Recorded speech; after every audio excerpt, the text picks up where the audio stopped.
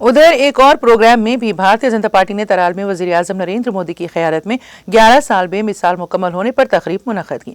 तकरीब की सदारत पार्टी तर्जुमान अल्ताफ ठाकुर ने की, जबकि साजिद यूसुफ, जहांगीर भट्ट, नज़ीर बानी, ताहिर जरगर और एजाज अहमद शाह समेत कई लीडरान और कारकुन शरीक हुए।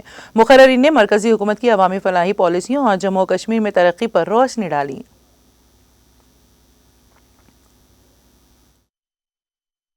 11 साल जो है मुकम्मल हो गए प्राइम मिनिस्टर मोदी साहब की, और जो ये प्रोग्राम है ये देश के हर किसी जो जगह जो है ये प्रोग्राम आज में मनाया जा रहा है।